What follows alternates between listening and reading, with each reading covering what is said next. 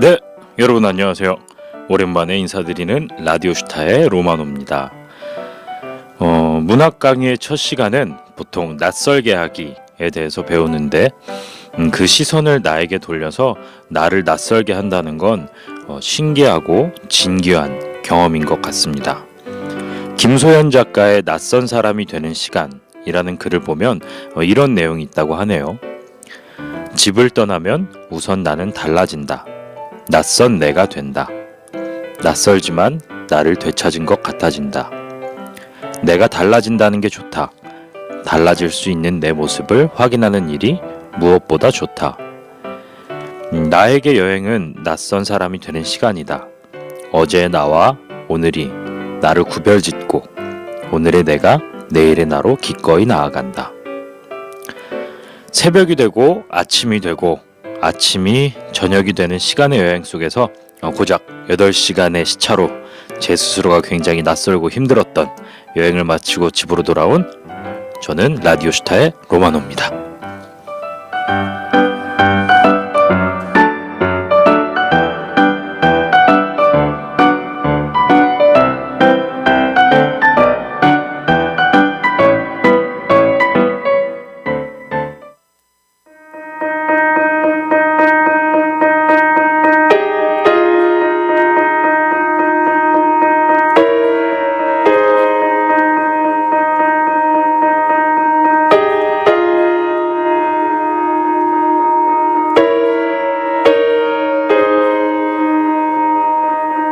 꿈을 꾸고 있나봐.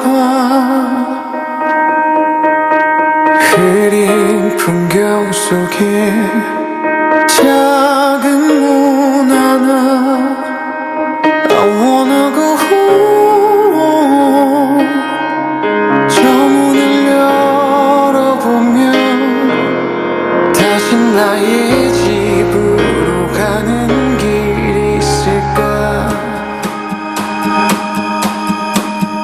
깨어나는 날 느껴 선명해져가는 문 앞에 서 있어. So maybe I'm home.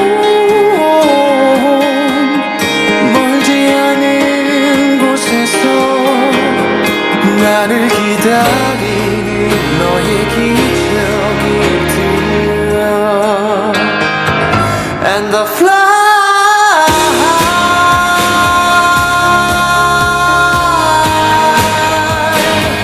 I'm sky 너를 안고서 And I'm so alive. It seems like I belong here. 나의 세상은 넌 너의 세상은 나인 거야. 구름 위를 걷는 거야. 불확실한 삶을 살아간다는 건 우리가 걸어나갈 한 걸음 한 걸음 날 잡고 있는 그 손을 놓지 않을 거야. And the fly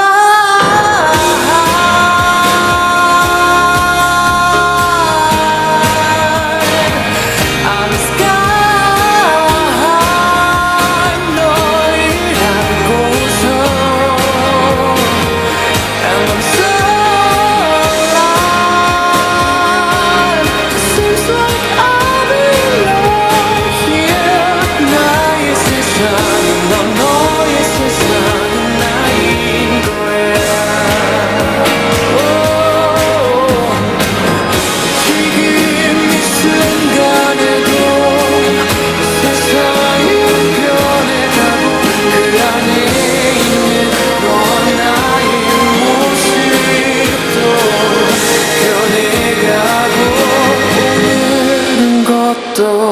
나도 내일은 달려갈래.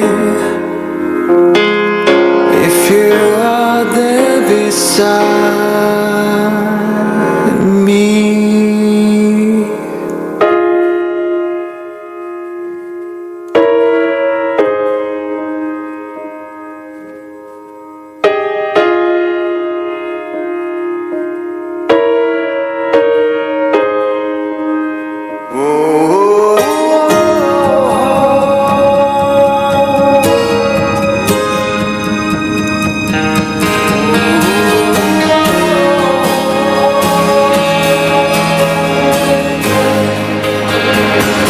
And the fly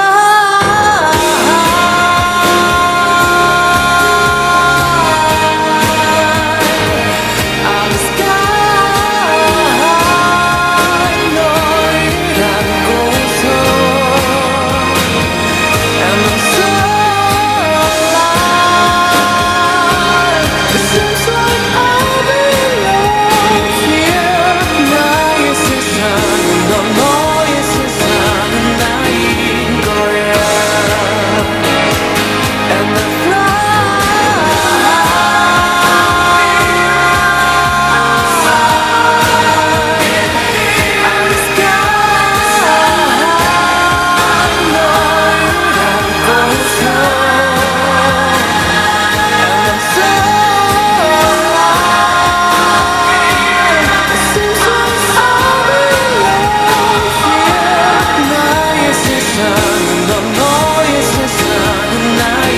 거야. And the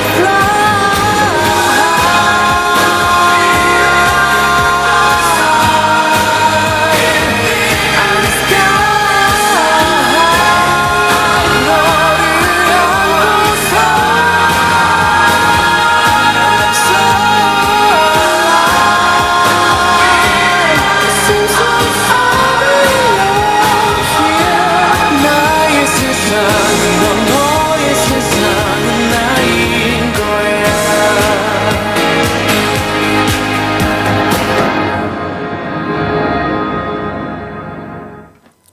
2018년 2월 9일에 라디오 슈타 성북마을 미디어 지원센터의 부스에서 생방송으로 진행되고 있는 저는 로마노입니다. 여러분 제가 서울에 없는 한 달 동안 시간 어떻게 잘 지내셨는지 궁금합니다.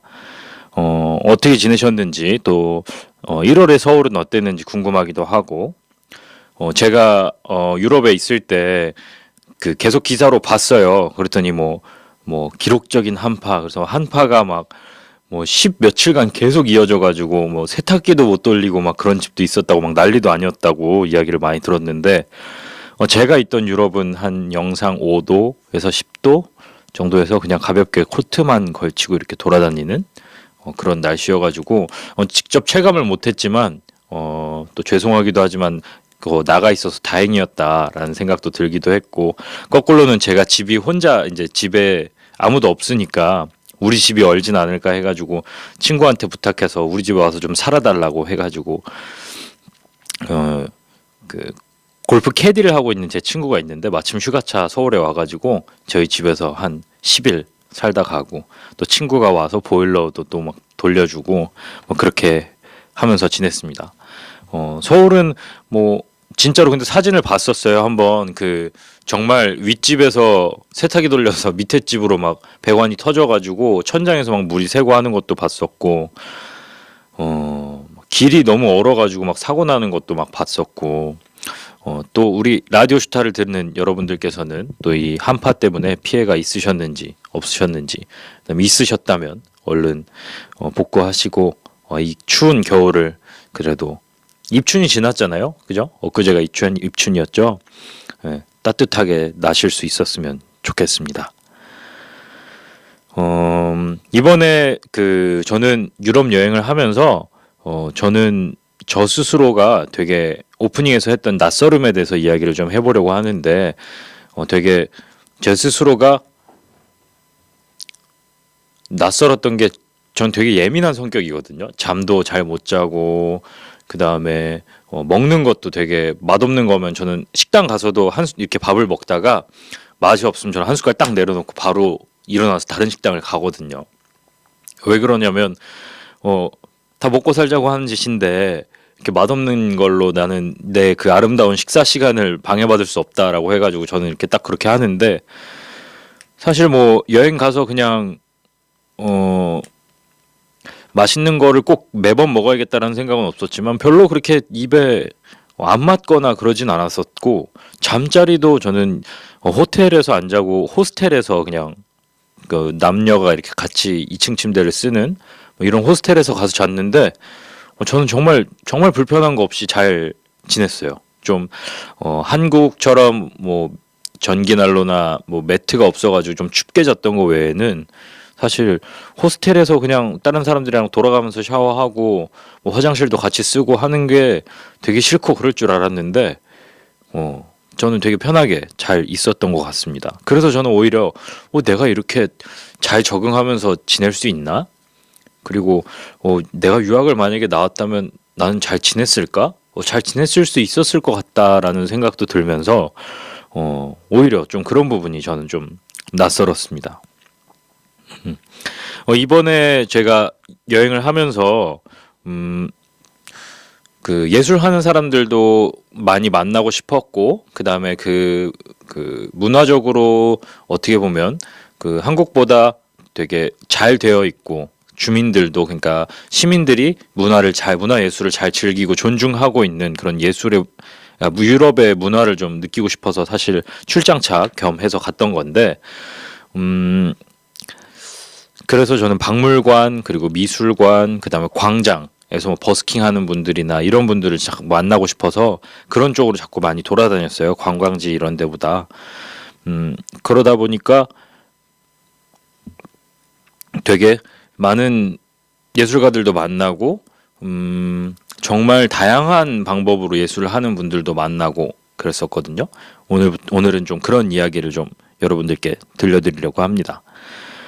제가 개인적으로 제일 좋아하는 작가는 빈센트 반 고흐예요. 그래서 저는 맨날 빈센트 형 이렇게 부르면서 막 친구들한테 얘기를 하는데, 빈센트 반 고흐의 미술관은 세계 여러 군데 있습니다. 뭐 그 작품을 가지고 있으면 일단 미술관은 여는 것 같아요. 어쨌든 사람들이 보러 오니까.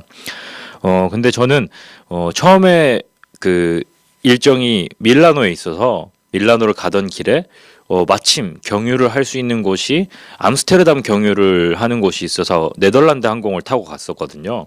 그래서 네덜란드 항공을 타고 밀라노로 갔는데, 그때 네덜란드에서 한 12시간 정도 경유를 했어요. 그래서 그 시간 동안 빈센트 반 고흐 뮤지엄이 암스테르담에 있는데 그곳에서 제일 작품이 많이 가지고 있거든요. 그래서 그 공간을 한번 가봐야겠다라고 해서 새벽 한 5시쯤 공항에 도착해서 그 앞에서 간단하게 아침을 먹고, 그 다음에 바로 빈센트 뮤지엄에 가서 전시를 관람하고, 그다음 다시 공항에 와서 이제 밀라노로 갔던 기억이 있습니다. 그러니까 한 달간 정도의 시간이었는데, 사실은 저는 빈센트 반 고흐를 좋아해서인지는 모르겠으나 그 박물관이 사실 제일 기억에 남아요. 그러니까 저 제일 잠깐 있었던 동네고, 암스테르담 자체가 사실 다른 유럽보다 저는 굉장히 유럽스럽다라는 느낌을 많이 받았고, 그 뮤지엄 자체에도 굉장히 다른 박물관들보다, 그다음 미술관들보다 되게 친절했고, 친절하다는 거는 그냥 사람이 친절했다는 게 아니라 관람객에 대한 어떤 여러 가지 소스들이 굉장히 많았어요. 이야기를 좀 해드리면,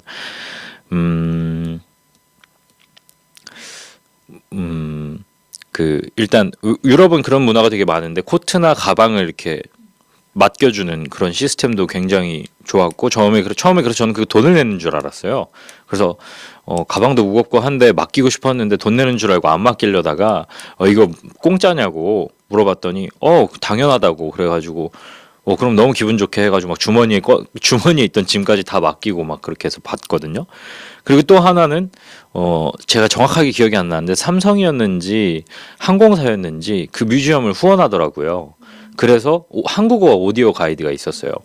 그래서 그게 한 4층까지 되는 좀 규모가 있는 박물관이었는데 거기서 한 3시간 정도를 봤던 것 같아요. 그 오디오 가이드를 들으면서 너무너무 재미있는 이야기들이 많았고, 그다음에 그냥 그림에, 보통 우리나라 미술관에서 오디오 가이드를 보면 어떤 터치, 그다음에 어떤 재료를 사용해서 했고 어떤 시기에 했었다, 뭐 이 정도 간단한 정보만 주고 있는데 이 미술관은 그걸 이제 넘버링을 해서 그 스토리텔링식으로 쭉 고흐의 일생을 이렇게 다 들여다볼 수 있게끔 하는 되게 체계적으로 잘 짜여진 그런 프로그램이었습니다. 거기서 들었던 이야기들을 좀 이제 이야기를 드리면, 먼저 빈센트에 대해서 좀 이야기를 드릴게요.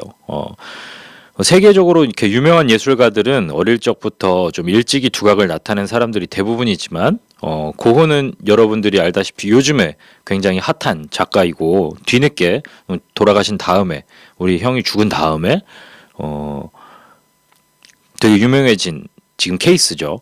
그림 공부를 일찍 시작한 것도 아니었고, 그 다음에 화방, 서점 등에서 일을 하다가 20대 후반이 되어서야 화가가 되어야겠다는 결심을 한 늦깎이 화가였다고 합니다.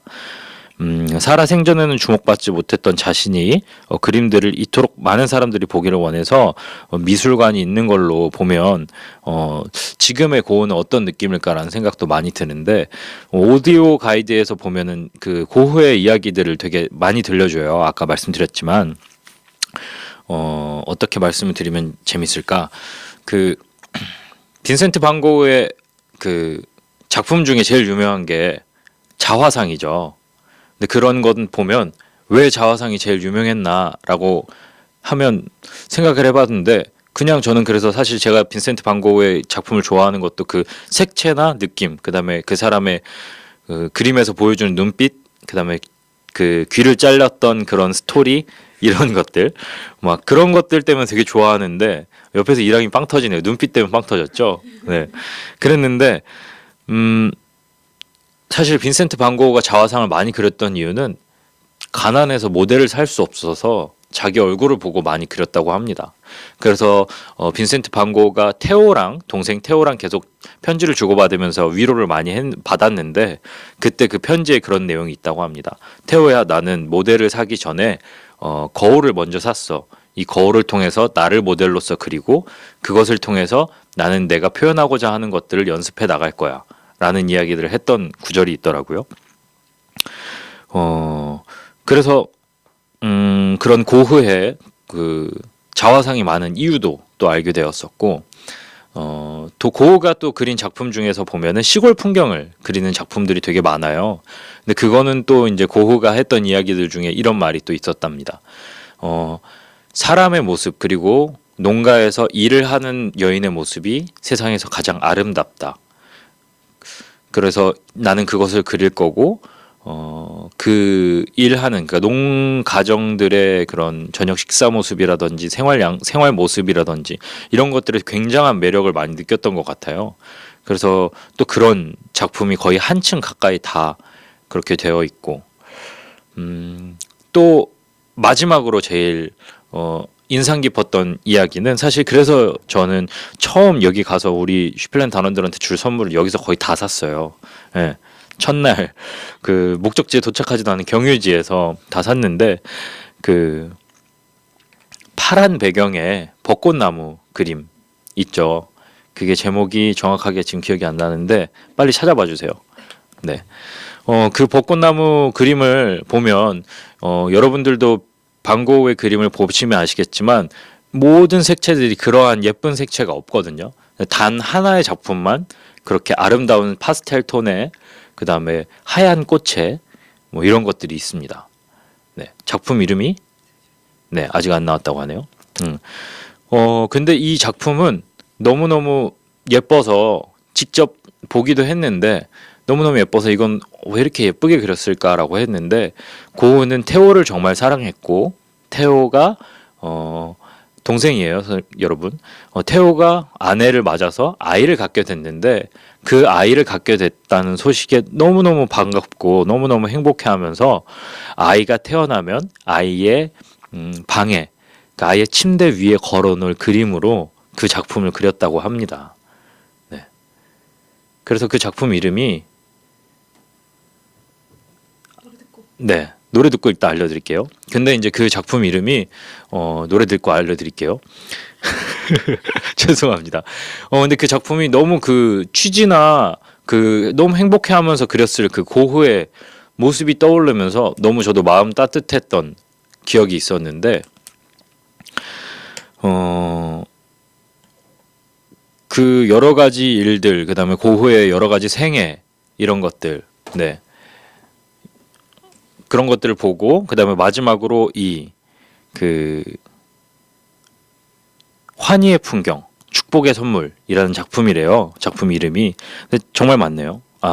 그냥 빈센트 반 고흐의 꽃이 핀 아몬드 나무라는 제목인데, 이 작품을 보면 이게 밑에서 위에를 쳐다보면서 하늘을 보면서 그린 건지, 옆에서 하늘을 겹쳐서 이렇게 보면서 그린 건지라는 게 다각도로 이렇게 볼 수 있다라고 하는데, 이 그림을 테오의 아들의 침실에 아기의 머리맡에 이렇게 걸어놓을 그림이라고 하면서 행복하게 그렸다라고 하니까 그게 너무 사실 마음 따뜻해지고 예쁜 것 같아서, 그 마음이, 우리가 보는 고흐의 모습은 되게 무섭고 되게 강렬한 그림을 그리는 사람이라고 우리가 생각을 들고 있는데, 네, 이 그림입니다.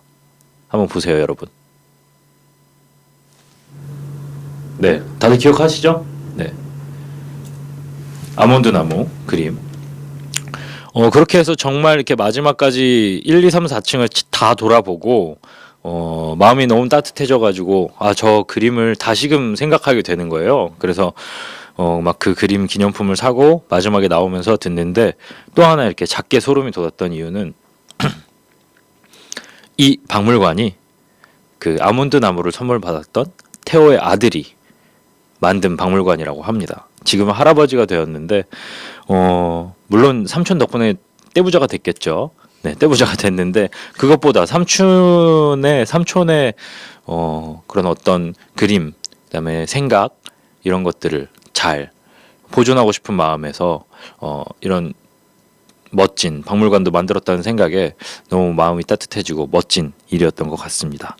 네, 뭐 이렇게 주저리 빈센트 이야기를 좀 드렸는데, 나머지 저의 여행 이야기들은 노래를 듣고 이어가겠습니다. 하펠트의 나란 책 들려드릴게요.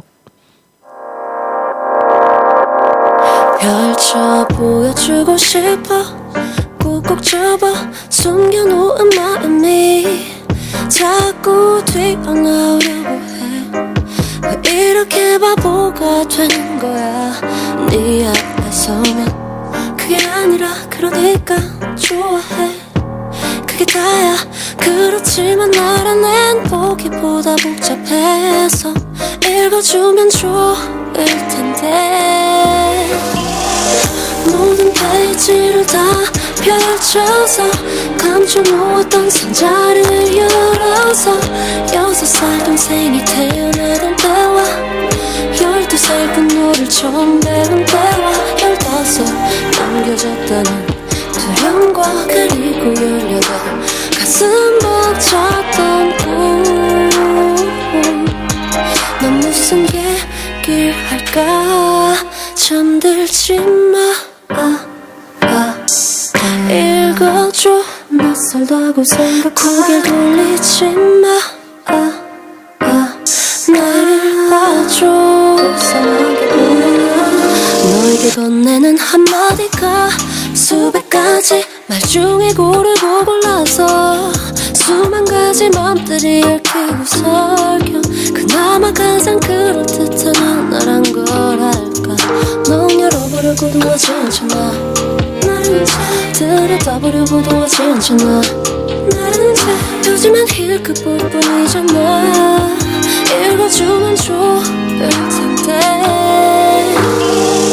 모든 페이지를 다 펼쳐서 감춰놓았던 상자를 열어서 6살 울고 있던 어린 엄마, 12살 매일만 가부서지던 집, 15 괜히 미웠던 아저씨, 그리고 18 멀게만 느껴졌던 꿈. 넌 무슨 얘기를 할까.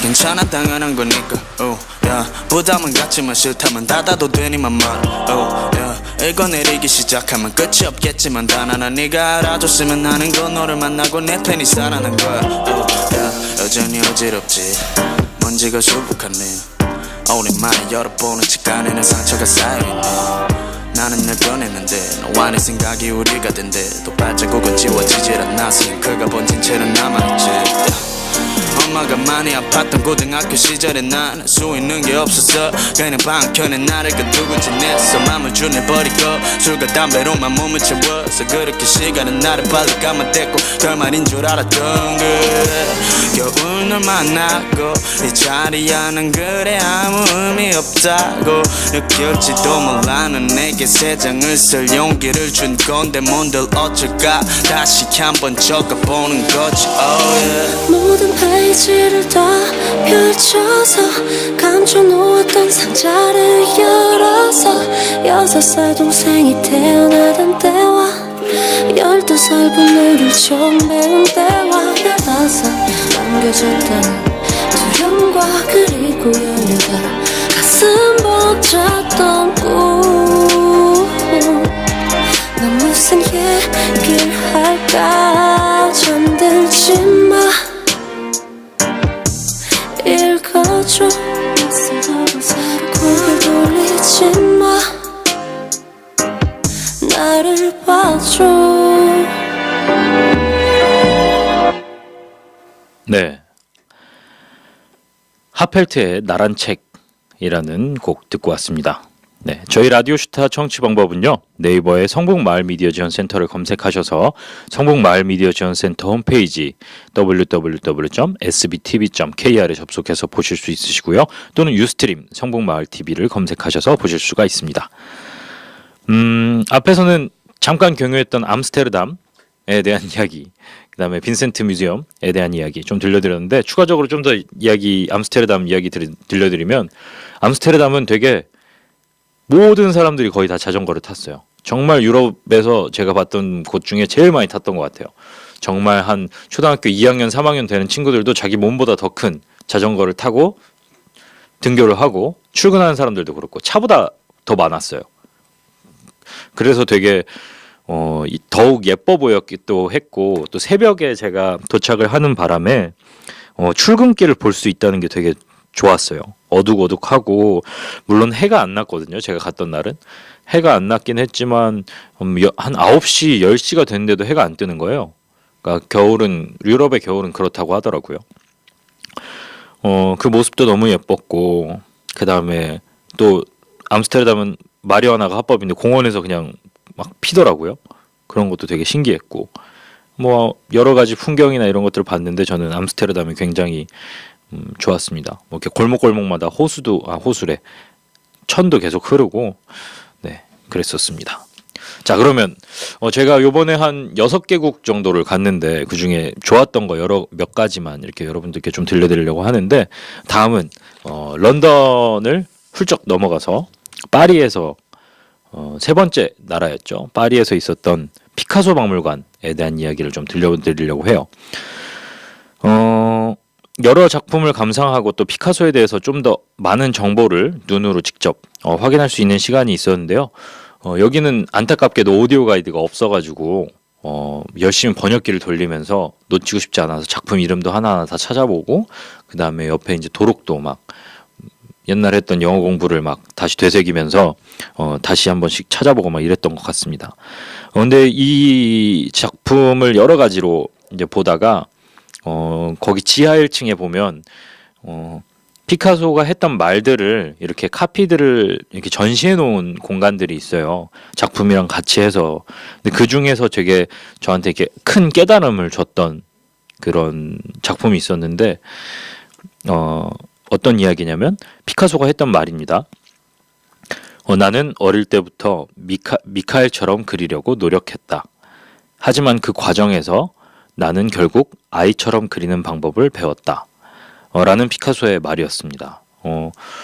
이 말이 왜 기억에 남았냐면 우리가 피카소의 그림을 봤을 때는 굉장히 추상적이라고 하고 그의 표현 방식으로만 그린다라고 이렇게 이야기를 했는데 저희 공유정복 원탁회의 그다음에 문화도시연구소의 정기왕 이사님의 따님이 우리 월장석 친구들의 어떤 행사를 할 때 포스터를 그려준 적이 몇 번 있어요. 그래서 그걸 몇 번 본 적이 있는데 정말 피카소 그림과 다를 게 없는 거예요.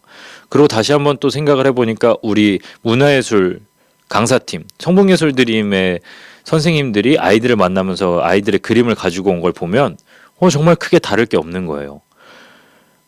왜 아이들의 시선 그다음에 아이들의 마음같이 살라고 하는 말이 있잖아요. 그다음에 뭐 성경에도 그런 이야기들이 있고 그러면서 사실 사람들이 그림을 그린다고 하면은 잘 그리는 걸 생각하고 자기만의 특별한 방법으로 표현하는 걸 막 이야기하고 하는데 저는 그래서 피카소가 늘 그림을 그렇게만 그리는 줄 알았거든요. 그래서 작품을 봤는데 피카소가 젊을 때는 정말 멋진 그림도 많이 그리고 멋진 그림이라는 거는 정말 그 왜 사진과 똑같이 그리는 그 기법을 뭐라고 하죠? 그것도 갑자기 또 기억이 안 나네요. 얼마 전에 또 열심히 읽어가지고 이야기 나눴었는데 사진과 똑같이 그렇게 정밀하게 그리기도 하고 풍경화를 그리기도 하고 그리고 또 하나 재밌었던 건 피카소가 생각하기에 이건 완성됐다라는 그림이 나올 때까지 그 과정들을 여러 번으로 나눠서 그렇게 추상적으로 표현을 하더라고요. 그런 것들이 굉장히 재밌었습니다. 그리고 아이처럼 그릴 수 있는 것, 그러니까 나만의 방식으로 내가 생각했던 것들을 누군가가 봤을 때 잘 그린 그림이다가 아니라 정말 내가 생각하는 정말 표현의 방식으로 그림을 그리는 사람이라고는 생각으로 다시 한번 바라보게 되니까 그림이 멋있다기보다는 사실 그 생각이 조금 더 멋있다라는 생각이 많이 들어서 이때도 기억이 많이 남습니다. 그래서 이 말 하나 가지고 정말 그냥 한 시간을 걸어 다녔던 것 같아요. 나는 아이와 같은 마음으로 기획을 하고 아이와 같은 마음으로 표현을 하면서 살아가는가라는 생각이 들어가지고 저를 굉장히 사색에 잠기게 하고 또 향수에 적게 했던 그런 말이었습니다. 그 다음으로는 또 재밌었던 이야기를 좀 들려드리려고 하는데 런던에서 그 라이온 킹 뮤지컬을 봤던 기억이에요. 사실 공연을 여러 군데를 가서 봤어요. 그 전에 파리 이야기를 좀 더 해드리면 좋았을 걸 그랬나요? 일단 런던에서 라이온 킹 봤던 이야기를 좀 해드릴게요. 런던을 가면 다들 뮤지컬을 보라고 하더라고요. 그리고 런던에서 뮤지컬을 보려고 런던에 간다고 했던 사람도 만났었고 그래서 저는 그 얘기를 듣고 먼저 런던에 가기 전부터 한 15만 원 정도 되는 그 비싼 티켓을 샀습니다. 한국에서도 한 번도 이런 공연 티켓을 사본 적이 없었는데 정말 좋은 자리에서 보고 싶어서 앞에서 넷째 줄에 앉아서 그 배우들 표정까지 하나하나 다 보고 싶어가지고 봤었는데 라이온 킹의 처음 시작 애니메이션을 본 사람들은 다 아시겠지만 왜 이런 노래가 나와요. 밤바헤야는 지와와 뭐 이런 노래가 나오는데 딱 공연이 시작되면 롱핀을 위에서 탑을 받고 그 이름이 기억이 안 나요. 역시 그 원숭이 그 신발을 이렇게 들고 이렇게 언덕에서 이렇게 올리는 원숭이가 있어요. 이렇게 알록달록하게 이렇게 하고 점쟁이죠. 사실 거기에서 마녀처럼 나오는데 그 원숭이가 여잔데 딱 그 노래를 부르는데 저도 모르게 눈물이 이렇게 나더라고요. 그냥 엉엉 운 게 아니라 그냥 흘렀어요. 정말 이게 멋있는 공연이구나. 그 핀을 딱 받으면서 시작하면서 극장 자체가 진짜 정글처럼 변했거든요. 스토리도 너무 우리가 아는 스토리여서 재미있었고 그다음에 또 하나 재밌게 봤던 건 모든 배우들이 그냥 직접 그 캐치처럼 움직이는 게 아니고 오브제를 사용해요. 그러니까 이런 가면 같은 걸 쓰기도 하고 그다음에 자기 몸만한 어떤 그런 인형을 가지고 움직이기도 하고 그다음에 뭐 동물도 그렇고 근데 이 배우들이 너무너무 그 오브제들을 잘 다루는 거예요. 그러면서 자기 표정 연기도 잘하고 그다음 목소리 연기도 잘하고 그다음에 자기가 사용하고 있는 오브제들도 너무 잘 다루고 그래서 정말 볼거리들이 너무 많아가지고 너무너무 재밌게 그런 봤던 기억이 있습니다. 그리고 또 하나 재밌게 느꼈던 건 그 극장에서는 그 작품만 올린다는 것. 전용 극장이죠. 우리나라 대학로에도 몇 가지 그런 공간이 있다는 건 알고 있는데 그러려면 사실 관객층이 굉장히 많아야 되는데 거의 뭐 런던에서는 매진이 되니까 그렇게 할 수 있는 게 아닌가 싶기도 하면서 사실 거기서 또 하나 느꼈던 건 정말 관객을 위해서 공연을 하는구나 라는 생각이 굉장히 많이 들었어요.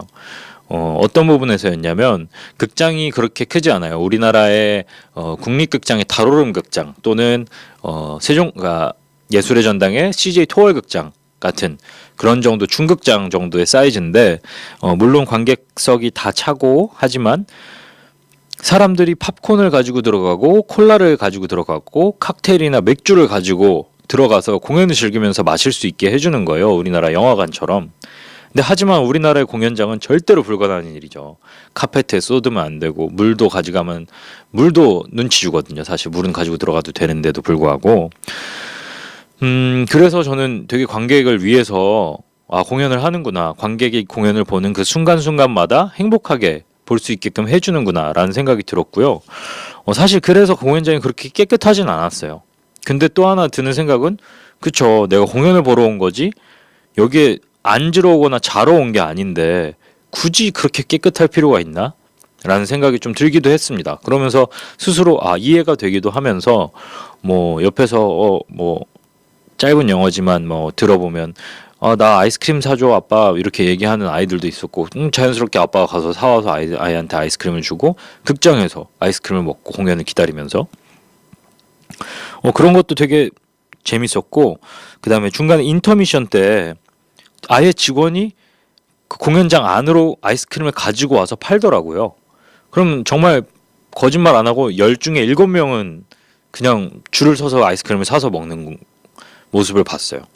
정말 우리나라에서는 상상할 수도 없는데 아이들이 정말 더 공연을 즐기게 해주고 그 다음에 공연을 보러 갔을 때 내가 어떤 배우의 공연을 보러 가서 내가 선물을 주거나 우리나라는 좀 그런 문화가 있잖아요. 공연 축하해 하면서 공연하게 된 거 축하해. 이거는 저는 공연을 하게 될 기회가 많이 없는 그런 한국 사회에 대한 안 좋은 그런 문화가 생긴 거라고 저는 생각이 드는데 공연하게 된 거 축하해 하면서 주는데 그게 아니라 내 공연 너가 재밌게 봐 라는 그런 태도를 극장에서부터 보여주는 것 같아서 정말 재밌게 봤던 기억이 있습니다. 저 혼자 되게 신나서 얘기한 것 같은데 기획자 입장에서 그런 것들이 되게 요번에 많이 보였어요. 어떻게 공연을 만들어야겠구나. 어떤 우리가 태도로 어떤 방식으로 관객들에게 우리가 가진 콘텐츠를 보여줘야 하는가. 내가 잘나서 예술가가 아니라 정말 박수받아야 예술가고 나를 사랑해주는 사람들, 내 공연을 사랑해주고 작품을 사랑해주는 사람들이 있어야 내가 예술가가 되는구나 라는 생각이 들어서 굉장히 생각에 많이 남았던 런던이었습니다. 해리포터 스튜디오도 갔었는데 해리포터 스튜디오에 갔을 때는 정말 그 만들었던 과정 정말 엄청난 시리즈잖아요. 사실 그 과정들을 보여줬던 그런 모습 그런 제작 과정 이런 것들을 봤는데 거기서 또 한번 기획자로서 어떻게 또 콘텐츠를 제작해야 되는지 그 다음에 역시 돈이구나.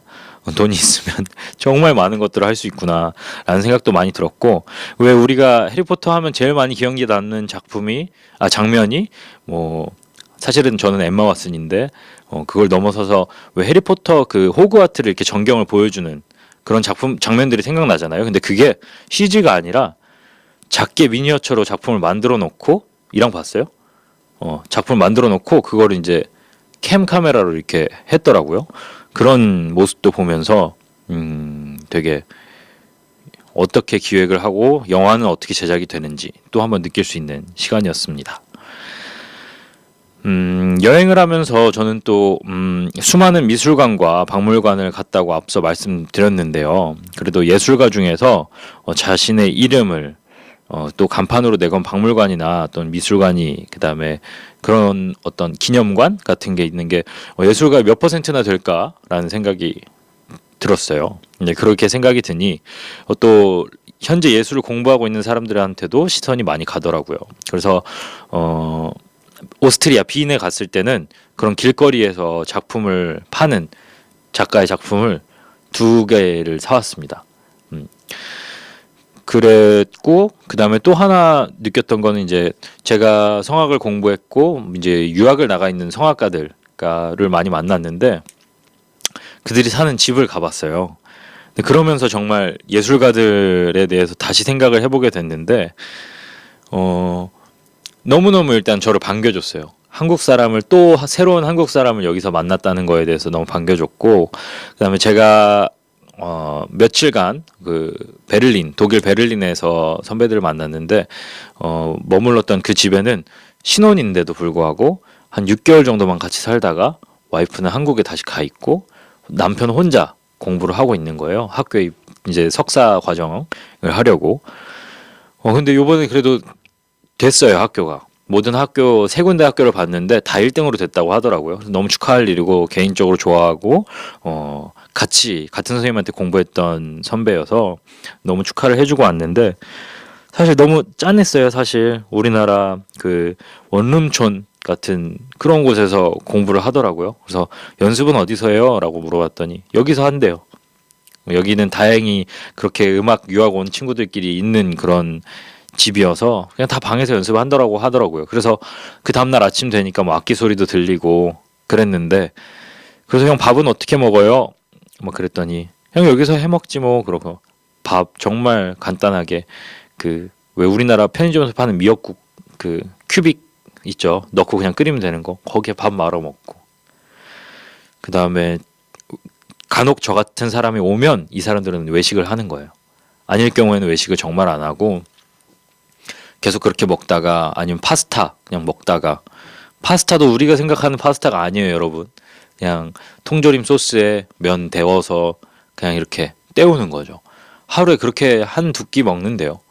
그런 부분 너무 솔직히 속상하기도 했고 그래서 제가 막 밥을 사고 싶다고 몇 번이나 얘기했는데 그래도 이렇게 놀러 오면 왔는데 그러는 거 아니라고 막 그래서 막 많이 챙겨주시고 얻어먹고 했는데 그렇게 해서 공부를 하는 분들 그 다음에 제가 멋지다고 생각했던 빈센트도 그렇게 해서 예술 작품을 계속 그려왔을 거고 그런 생각이 들면서 정말 우리가 예술가들은 어떻게 대해야 되는구나.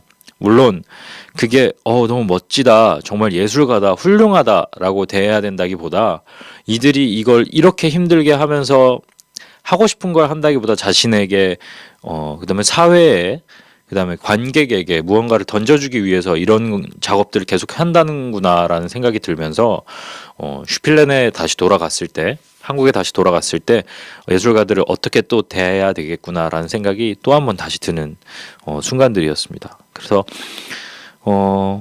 해외에 계신 여러 유학생들 분들이 얼른 학교도 되고 맛있는 것도 좀 많이 드실 수 있게끔 하고 건강히 잘 지내셨으면 좋겠어요. 일단 아프지 않으셨으면 좋겠고 제가 유럽 여행 나갔다가 아팠기 때문에 너무 서러웠어가지고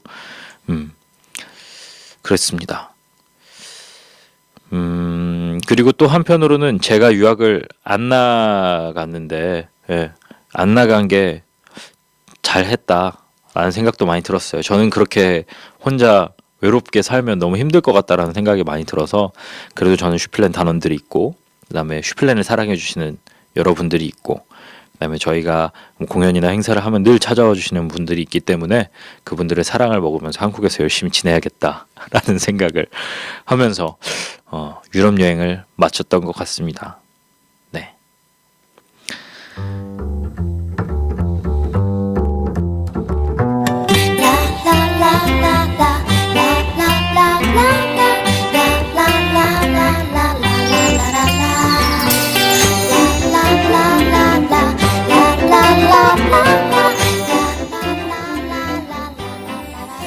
네, 라슈의 동네 소식. 굉장히 기분 좋은 소식입니다. 아리랑 시내센터의 재개관 소식이에요. 아리랑 시내센터가 작년 연말 사고와 또 매서운 추위로 인해서 개관을 중지했었는데요. 영화관 건물 내부 전반에 대한 안전 점검을 마치고 드디어 재개관을 했습니다. 그냥 단순하게 재개관을 한 게 아니라 재개관과 더불어서 SNS 인증, 그다음에 카카오톡 플러스 친구 할인 이벤트, 애니메이션 특별전 등 다양한 행사를 진행할 예정이라고 하니까 cine.arirang.go.kr에 접속하셔서 다양한 혜택 받으시면 좋을 것 같습니다. Hey, 1, 2, tell me how to stop. Come on, everybody, I need your love. Everybody wants me high. La, la, la. Come back on the body, just feel my heart. 네, 여러분, 오늘 주저리 되게 제 이야기를 많이 들려드렸는데요. 여행을 하면서 한 달간의 시간은 솔직히 저한테 너무 길었던 것 같아요. 빨리 회사에 들어와가지고 일하고 싶었어요, 사실.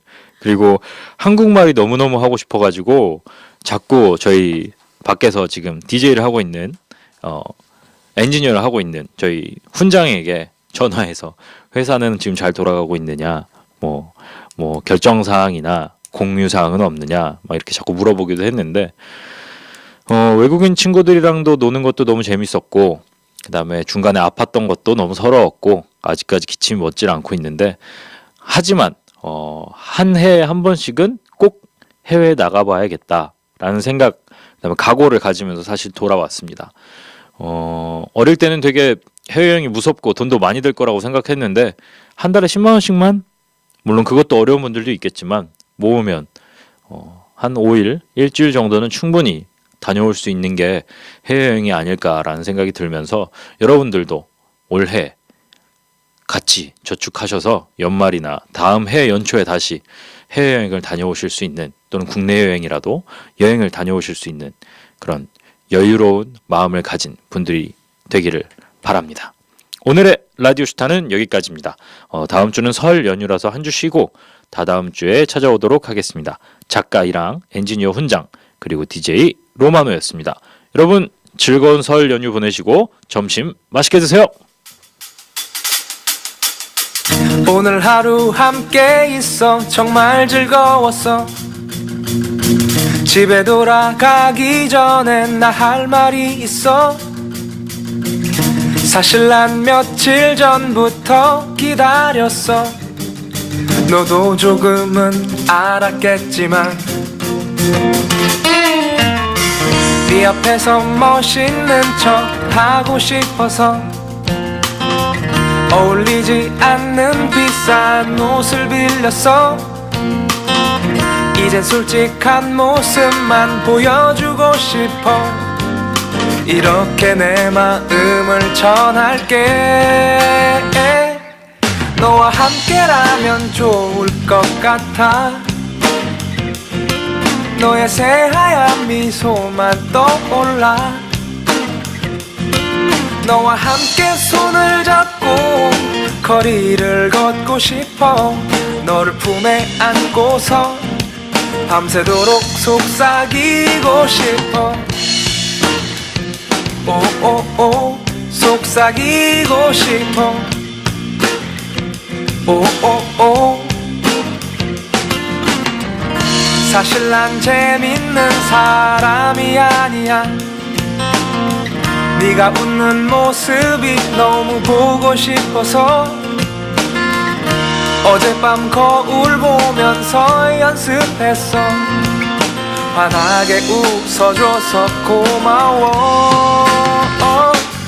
너와 함께라면 좋을 것 같아. 너의 새하얀 미소만 떠올라. 이건 사랑이란 말로 설명할 수 없어. 내 맘을 감출 수 없네. 내겐 너의 미소가 필요해.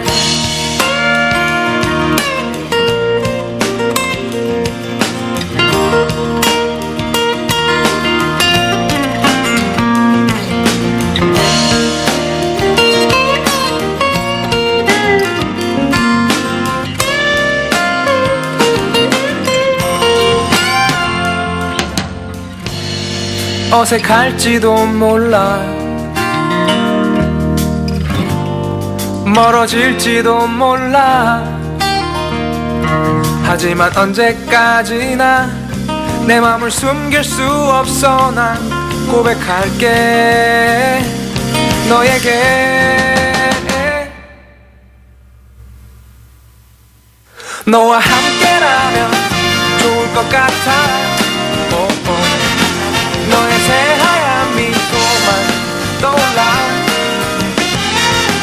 이건 사랑이란 말로 설명할 수 없어 내 맘을 멈출 수 없네 밤새도록 너와 함께라면 좋을 것 같아 너의 새하얀 미소만 떠올라 이건 사랑이란 말로 설명할 수 없어 내 맘을 멈출 수 없네 내게 너의 미소가 필요해 오오오 너의 미소가 필요해 오오오 너의 미소가 필요해 오오오 너의 미소가 필요해